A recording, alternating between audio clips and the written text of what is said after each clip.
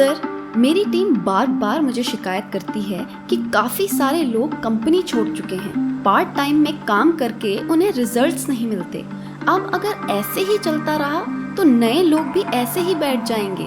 फिर तो सिर्फ हम ही मेहनत करते रहेंगे जो फुल टाइम करते हैं। जिनके पास कम टाइम है या साथ में कुछ और भी करना चाहते हैं, उनका क्या होगा?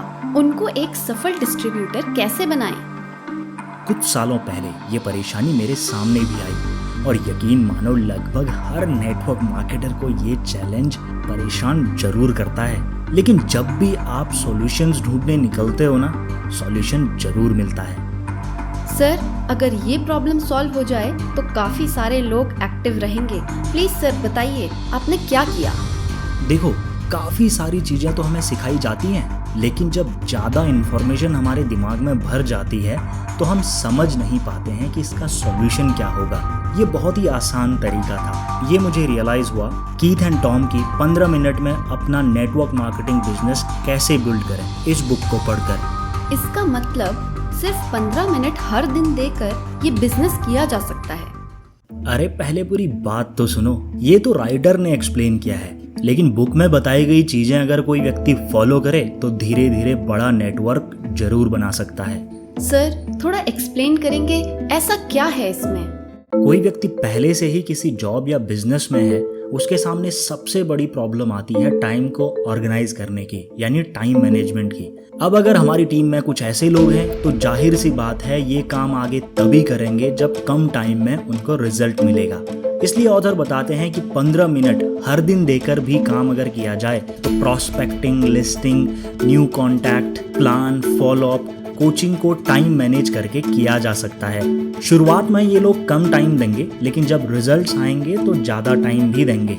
इसलिए अपनी टीम को सफल बनाने के लिए सबसे पहले उनको ये 2 फैक्टर मालूम होने चाहिए। कौन से 2 फैक्टर सर? पहला फैक्टर है एक सफल माइंडसेट। आपकी टीम के मेंबर्स का दिमाग सकारात्मक विचारों से भरा होना चाहिए ताकि नेगेटिविटी हावी ना हो। टाइम को मैनेज करना और बड़े कामों को अंजाम देना एक बहुत ही चैलेंजिंग प्रोसेस है। अगर यहाँ पर नेगेटिविटी हावी हो गई तो शायद सफलता ना मिले।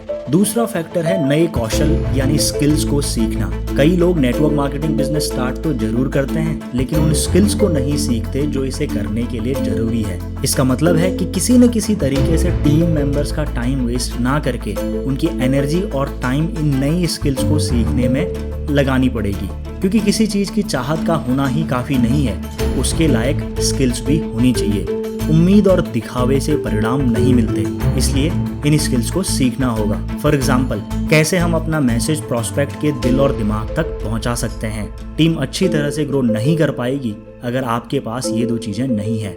कड़ी मेहनत के बाद भी वो असफल हो जाएंगे। तो सर, इन 2 चीजों को सिर्फ 15 मिनट में कैसे सीखा जा सकता है? इसका सबसे बेस्ट तरीका क्या है? समझने वाली बात यह है कि कुछ चीज़ों के लिए आपने अलग से टाइम नहीं निकालना है। हर कंपनी की ट्रेनिंग की कुछ ऑडियोज़ होती हैं या वीडियोज़। जब भी सुबह उठे सबसे पहले ट्रेनिंग की ऑडियोज़ सुने।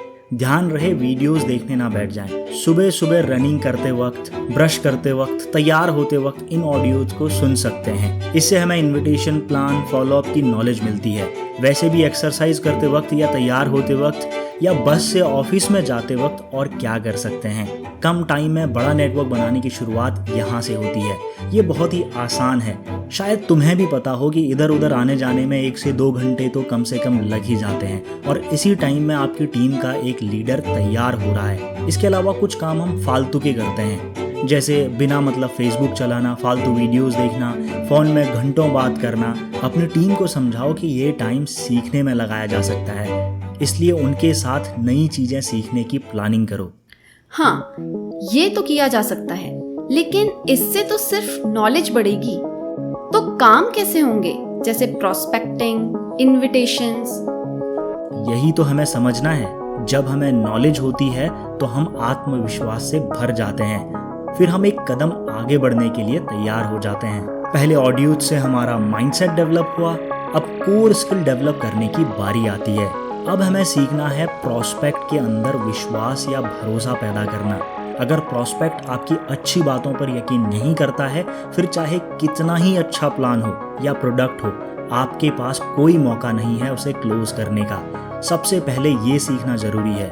फिर हमें सीखना है कि किस तरीके से बातचीत को बढ़ा सकें।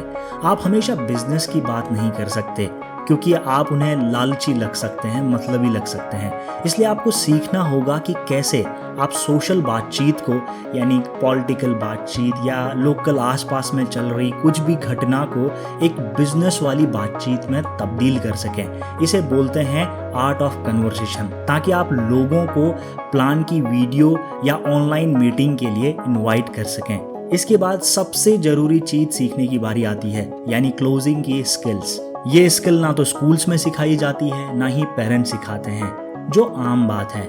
हमें नहीं पता है कि हमारा प्रोस्पेक्ट डिसीजन कैसे लेता है, उसके दिमाग में क्या चल रहा है। इसलिए ढेर सारे रिजेक्शंस हमें मिलते हैं और अगली बार हर कोई मीटिंग करने से डरता है। इसलिए यह स्किल सीखना भी बहुत ज़्यादा ज़रूरी है। लास्ट चीज़ ये जानना कि कैसे और कहाँ प्लान दिखाना है। लोग एक्साइटमेंट में, व्हाट्सएप में, चैट में प्लान दिखा देते हैं। प्लान देने का सही तरीका जान लेना भी एक स्किल है। इसलिए जब तक ये ढंग से पता न चल जाए तब तक सफलता के चांसेस कम ही रहते हैं। इसलिए पहले माइंडसेट को सही करने के लिए उसको ट्रेन करें ताकि वह एक्शन ले, फिर नई स्किल्स उसे सिखाएं। सर, मैं एक बार रिपीट करती हूँ जितना अभी तक मैं समझ पाई।